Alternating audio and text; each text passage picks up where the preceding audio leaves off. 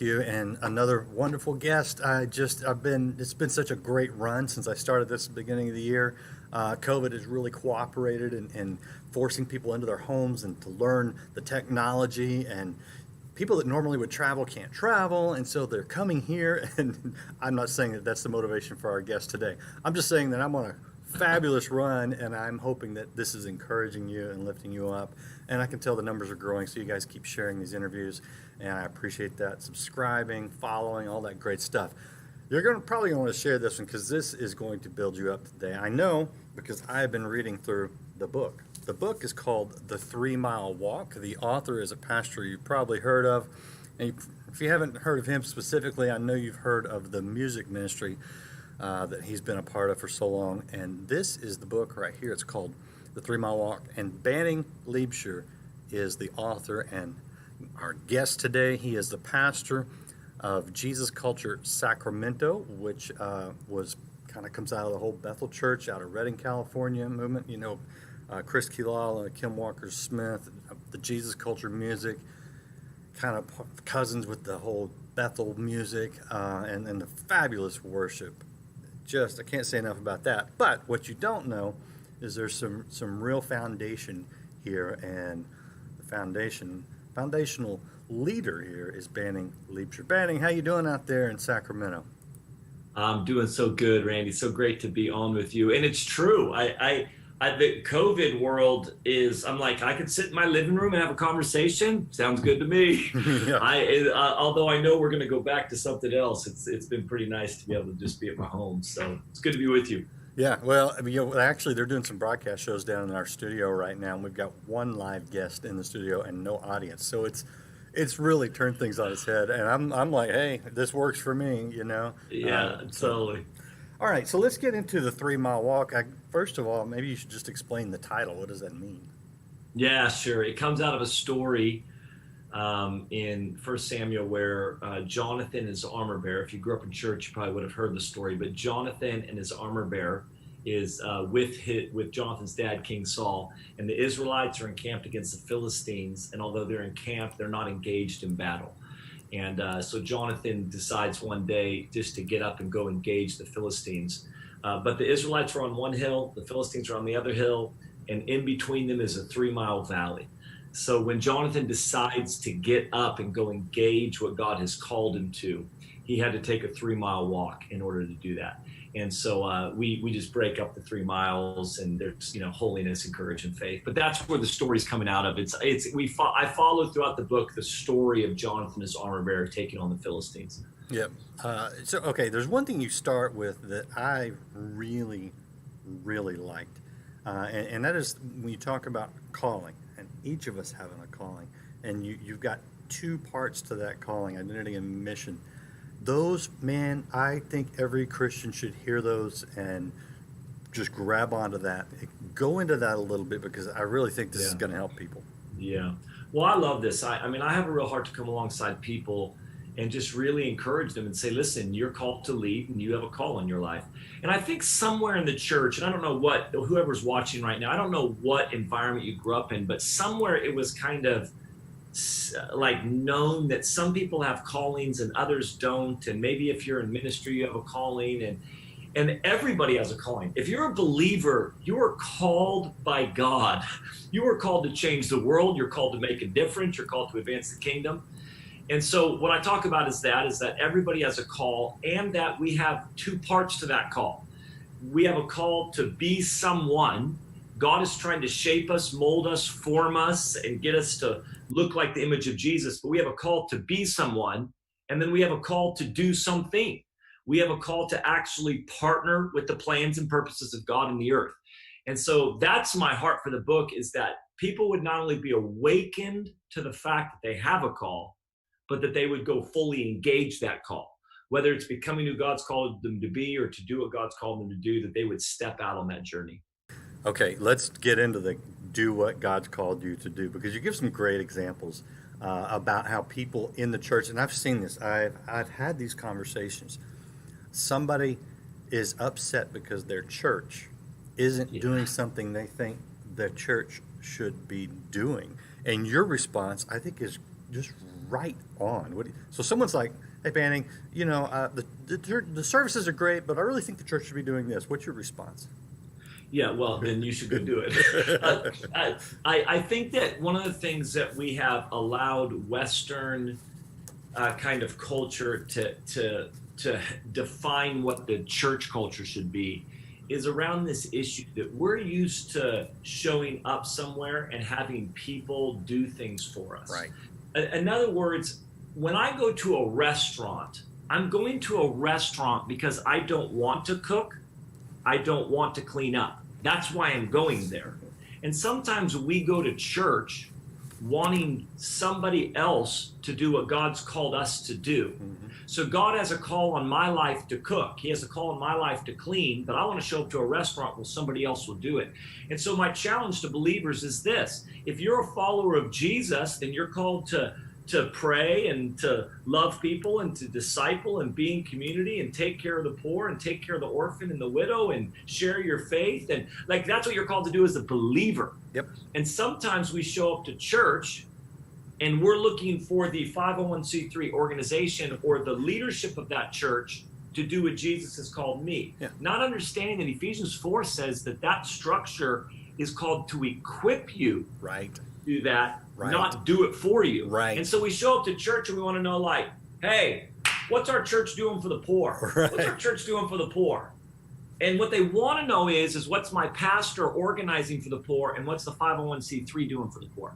Rather than, I don't know, what are you doing for the poor? I don't know what everybody here is doing for the poor. Or one of the examples I use is, we're called to disciple people. That's a mandate on my life as a believer, not as a pastor. I have a job as a pastor, a role as a pastor, a title of a pastor, but I'm not discipling people because I'm a pastor. I'm discipling people because I'm a Christian. Right. And that's the mandate on the Christian, not on the pastor. Mm-hmm. The pastor's job is to equip people to disciple, but my mandate to disciple is because I'm a Christian. Anyways, if somebody comes to somebody may come up to me and go, hey, my neighbor, my neighbor just got saved. Where's the new believers class? My answer would be, in your living room. Yeah. And guess who the leader is? Right. You are. Right. I apologize. I'm coughing. That's all right. Okay, so here's one thing I hear, and I want to know if you hear this as well. Man, what you do is great. I wish I was in full-time ministry.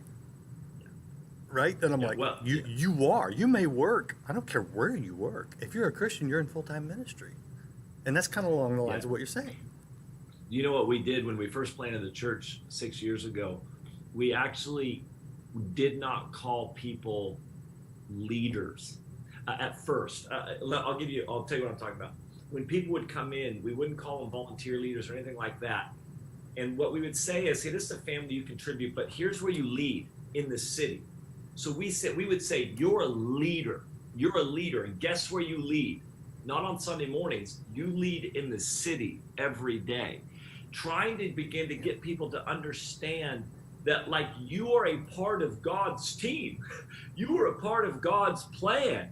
You're a part of what God is doing. And so many times they say, I want to be in ministry, they're talking about like a Sunday format or something, right, rather than understanding that no, ministry, leadership, all of this stuff is happening within the city. And so that's why even people wanting to serve in the church, there's a finite amount of space in the church to do stuff. There's an infinite amount of space in the city to do stuff. It's that type of concept. Yeah. Like, let's get everybody to be part. And I would tell them, you're part of our leadership team. What do you mean? What do you do on Monday? I deliver pizzas. You are part of the leadership team that is delivering pizzas in the city. And you are being sent to go lead in the city. You're part of our ministry team leading in the city. Right.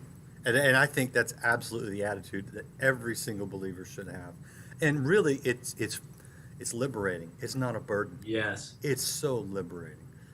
Okay, we're talking to Banning Liebscher. This is his new book called The 3 Mile Walk. The 3 miles that he metaphorically talks about are holiness, courage, and faith. And this should be interesting because you guys are known to be you're on the charismatic side of things. Yes, we are. What does holiness mean to you? Yeah, well, listen, I almost wrote a whole book on holiness, although I only did 2 chapters, uh, because I feel so strongly that the church has to relook at holiness. I grew up, and I grew up in a pretty, not just a conservative, but a pretty legalistic environment. And holiness was a kind of a list of do's and don'ts and more don'ts. And it was this kind of thing that we avoided because it felt like it's not even possible. And I really want to relook at holiness, because I believe anybody that gets up to engage the call of God in their life, the first step is you've got to be set apart. You have to embrace a life of holiness. It's a non-negotiable, but we have to be able to answer what is holiness.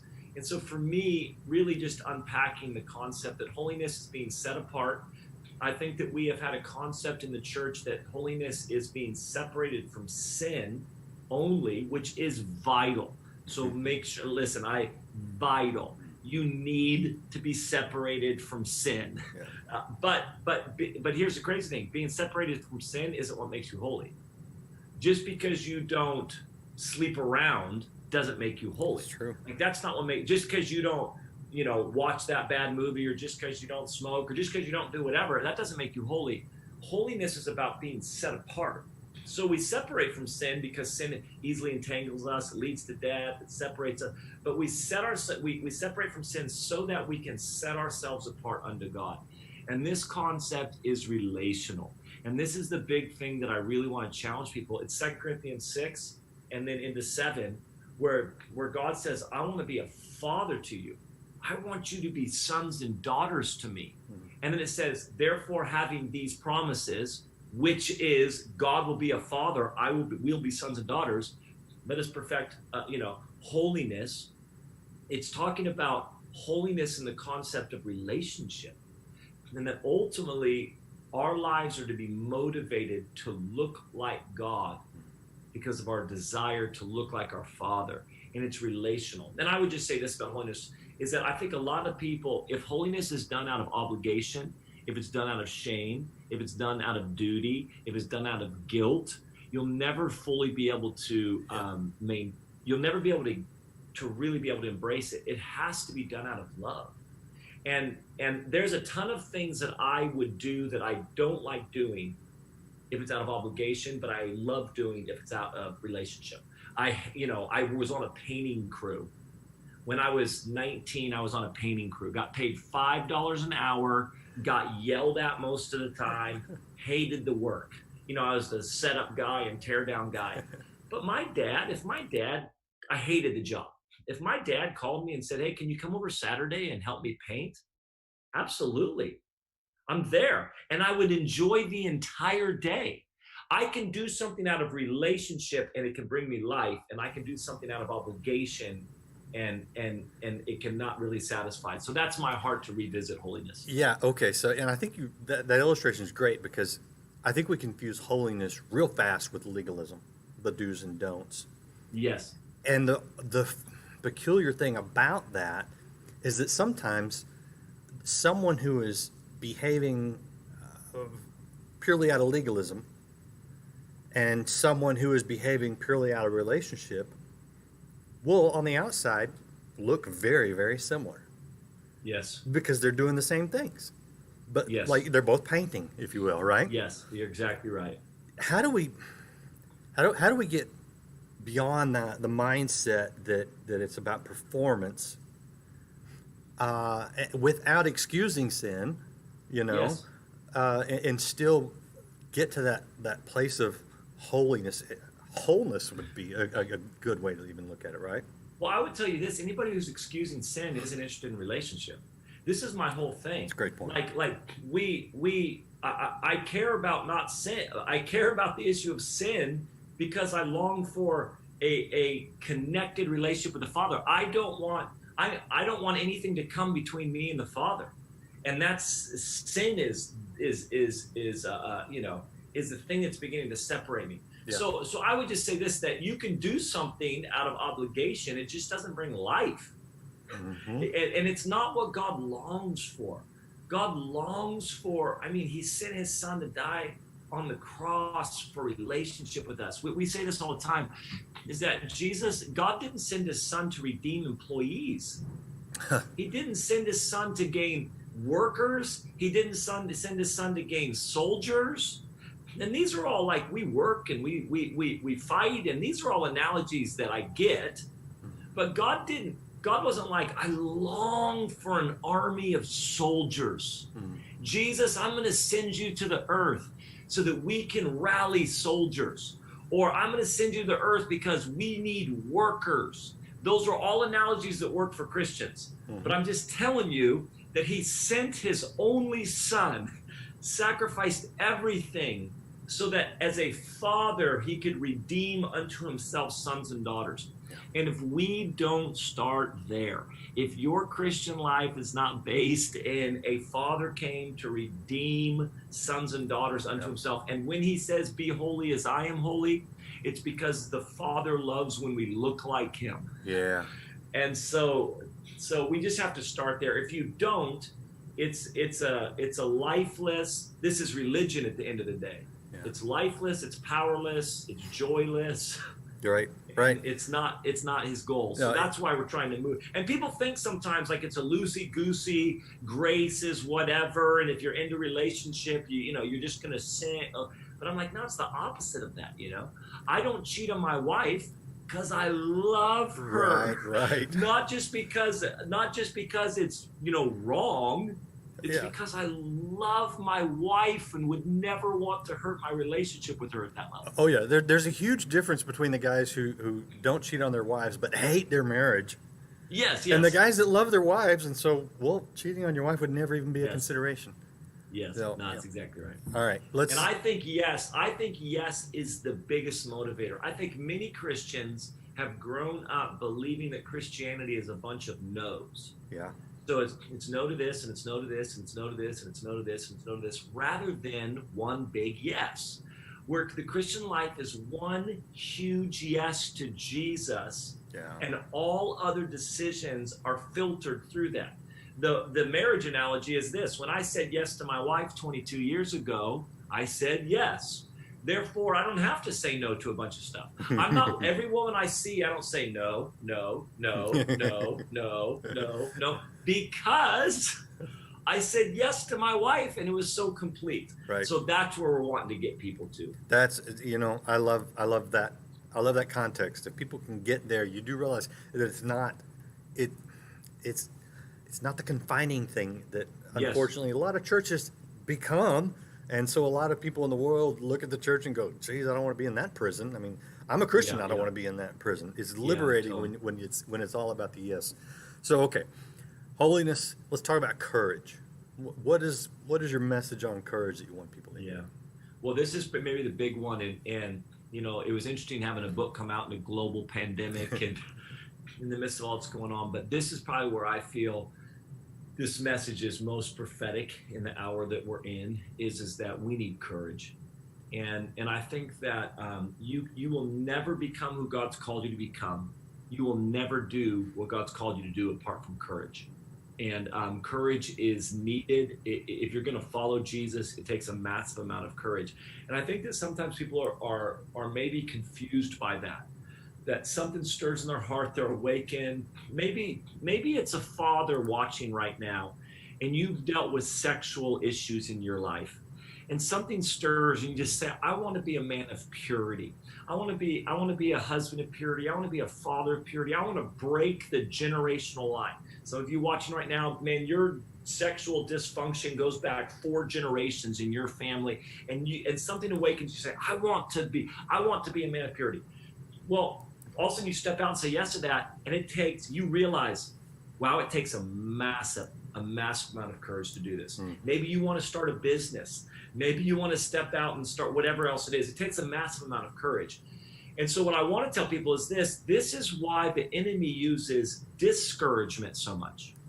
And this is why I would tell people, if you're discouraged, be encouraged, because this is one of the main tactics that Satan uses, is he comes to discourage you.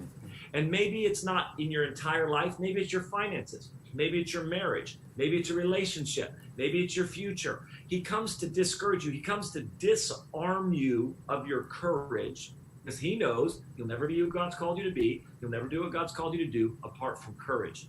And so as believers then, our job is to live encouraged. Our job is to live encouraged. And therefore, we have to set our lives up. And I would challenge everybody watching right now, if you feel discouraged or if you feel hopeless, and listen, we all deal with that. Every single person I've ever met, no matter how successful they are, deals with the area of discouragement and deals with the area of hopelessness. But both of those things are connected to lies. Somewhere there's a lie that you're believing that would cause you to feel discouraged or hopeless. And so we have to position our lives to receive truth, to be in community, to be in his presence. All this, I just talked in the book about how to position your life to be encouraged. And one of the big things, one of the areas we're most discouraged on, even right now in all that's happening in the world, whether I look at my finances and I'm discouraged because of the uncertainty, whether I look at the nation and am discouraged because of all that's going on, most of the discouragement comes from either I believe God is not with me or I believe he's not for me. And so when I look at my finances and I'm discouraged because I believe God's not with me in this moment, or I believe he's not for me. When I look at the nation, I believe God's somehow absent. And so I think just really position our lives to be in the Word, to be in community, to be in his presence, to stay encouraged is really important. So during this time, you're in California, and I think anybody that pays attention to the headlines knows that it's already difficult at times to be a pastor in California, although Sacramento's probably a little better than on the coast. But yeah, you got a lot going on out there. You got the COVID whole thing, which is causing despair and angst amongst so many people. It's causing financial hardship amongst a lot of people. California already had a lot of people with financial hardship to begin with, so this doesn't help. And you got the whole government kind of fight where you got some pastors in your state who are saying, we're going to defy the orders and open, and you guys are meeting in a school auditorium that won't let you meet. What is banning Liebscher doing right now in the middle of this chaos? Yeah. Well, seeking the Lord. That's a great answer. Yeah. Consistently getting before God. Here's what I'm convinced, and I was convinced of this in March, and I'm convinced of it today. There's much uncertainty. There's a few things I'm convinced of. Here's what they are. There's much uncertainty. There's much unknown. We're not fully always sure what to do. There's a shaking going on. What I know is this: although the world systems may be shaking, the kingdom of God is not. So what I know is that this is a really great time to figure out, what am I anchored to? Am I anchored to the world system that is shaking and uncertain and unstable? Or am I anchored to the kingdom of God, which the Bible says is unshakable? And so this is a life as a believer, is as there's chaos everywhere else, the kingdom, there's a storm all around us, the boat's full of peace. This is the picture of the Israelites when the plague came. It says that deep darkness was in the land, but there was light in the dwelling of the Israelites. So this is where we begin to find out, what am I anchored to? Am I anchored to the darkness and the turmoil and the shaking and the economy and all the stuff that's shaking out there? Is my life anchored to that, or is my life anchored to the kingdom? So there's two things I know for sure. One is this: the kingdom is not shaking. Light has not gone out in the kingdom. There may be darkness in the land, but there's light in the dwelling of the Israelites. The second thing is this, is that Jesus is going to build his church.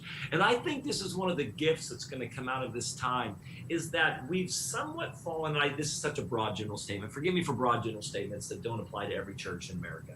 But many of us as pastors somehow believed, we wouldn't say it, believed it was our strength, our effort, our preaching, our programs, our strategy, our plans that was building the church.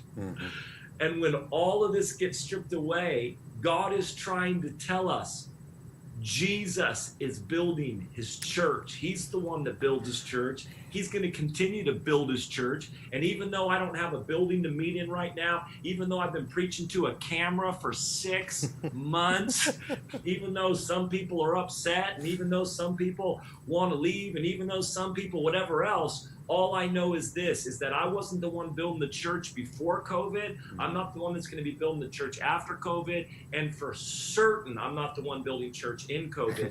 Jesus is building his church. And he's not going to stop building this church simply because, and I will say this, can I say this? Because a lot of pastors, and if you're a pastor watching right now, one of the big things is we're just wanting to make the right decision. Mm-hmm. There's so many, like, people think we should be meeting in defiance. People think we shouldn't be meeting. People think we should wear masks or not wear masks. People think that we're cowering to, tyrannical government. Other people think that, like, there's all these opinions. And then as pastors, you just want to make the right decision. You want to take care of your people. You want to, you're like, how much do I do this? And do we meet or not meet? And like, is this, there's all these things. Here's what I know. Jesus builds his church, even with imperfect leaders. Usually with only, but not even usually, only. Like this is the other thing, is that I get to find out this. I'm not even fully sure if I'm making all the right decisions. I'm trying, like as pastors, we're doing our best. We're seeking the Lord. We're following God. We're seeking counsel. Like this all stuff's going on. But you know what I know is this. This is his church. This isn't my church. This isn't my church. And if somehow this church crumbles because, of my best efforts, then Jesus wasn't building this church to begin with. Yeah. So I think it's a great moment right now for us just to go. This isn't a moment to lean on our strength. Maybe there's never a moment, but this isn't a time to lean on our own strength. It's not a time to lean on our own effort. It's not a time to lean on our own wisdom. It's the time to say, Jesus, you're the one that's building your church. You've been doing it for 2,000 years, and nothing has stopped you from building your church. Yeah. And so we just say yes to that. Yes, Jesus, come build your church. Yeah. And should I meet tomorrow or in a month, or I don't know. But I do know this, that Jesus is going to continue to build his church. Yeah, 100%. And you know what? That is so liberating once you realize that is what's going on. Yes. Because it takes the pressure off of you to perform, and you just have to stand up and follow. Hear his voice, obey. Because, I could go on this for hours, but I won't because we've got just a couple minutes left. But when we find out what God's doing, because he's doing it with or without us, and then we realize that he's invited us to be a part of it, even in our imperfections, then we go, I can get excited about that, and the pressure goes away, and you just try to hear his voice and just try to obey and let him sort out the rest of it, because he's got the plan that's going to work and not us. So right, and we can all do that, even if we're not pastors or in full-time ministry, because you're all in full-time ministry. Okay, now I want to let's show the book one more time, because I got to ask you about some of the music, because it's such a big thing. Absolutely. So this is the book, The 3 Mile Walk. It's available now. It's really good. So wherever you like to buy books, I'd say jump on, go get the book. Banning Liebscher, Pastor Jesus Culture. This is the website. What's funny is when you go to the website, you don't see this first off. What you see first off is this right there, the new album from Kim Walker-Smith, because you got a couple of worship leaders in your church, and I know this isn't everybody's style, but I absolutely love it. So there's a guy named Chris Kilala. You got Chris McClarney out there. What? Brian and Katie Torwald are with us. I've heard of them. Yeah, I know a couple of their songs. Maybe. I mean, seriously, what you have just from a musical standpoint, it's kind of sick. What all you got in your church. I tell people all the time when we planted the church, I was like, I don't know, it's not fair. We came with like 7 world-class worship leaders to plant the church. So that's people are like, well, how do you plant a church? I don't know, bring a lot of really great worship leaders. Yeah, well, it's working. But you were telling me before we started, you've known Chris and Kim for a little while, I believe. Yeah, a long time. So Chris, who's 36 or 37, He was in middle school. He was 12 when I started youth ministry, and was my first ever spiritual son. And still, man, Chris, I love that man. And so he was 14. I had him when I got married. He was in my wedding when he was 14. Practically lived in my house during high school. And then Kim had just turned to 18. Kim's 37 or 38. Kim had just turned to 18 and moved to Reading and got involved in our youth group. So we've been together a long time and love them dearly. Yeah, I can't even imagine. I'd love the look on someone's face who just like moved to the Sacramento area and thought, there's this church meeting down in the school. I think I'll go check that out. And they walk in. Yeah, that's awesome. Yeah, okay. All right, man. So I just appreciate your attitude. Keep going out there, man, and keep following. I want to leave you with the last word, whatever you want to say to people. If maybe it's something you're doing, something you're promoting, I don't care, or it's just a word that's on your heart. What do you want to close us with? I just want to encourage people with this. Many times we can feel like a season is wasted. We were excited about 2020. We had 2020 vision and 2020 this, and then, man, it's taken a left turn. And many times what happens is we can be discouraged and just think, what a wasted season. I can't wait for 2020 to be over. I want to with this. God doesn't waste seasons. He works in every season. He redeems seasons. God is at work in your life right now. He is doing something. He didn't take 2020 off. He hasn't abandoned you in the midst of this thing. And so I would just take time to say, God, if this isn't a wasted season, what is it that you're doing in my life? What is it that you're doing in my life in this season? And I really believe that if we can get vision for this season and that it's not a wasted season, that you can come out of this moment stronger, healthier, better, more connected to God, deeper level of trust. And so I just want to encourage you with this. God doesn't waste seasons. He works in every season. So let's not miss the moment that God has us in. That's such great encouragement.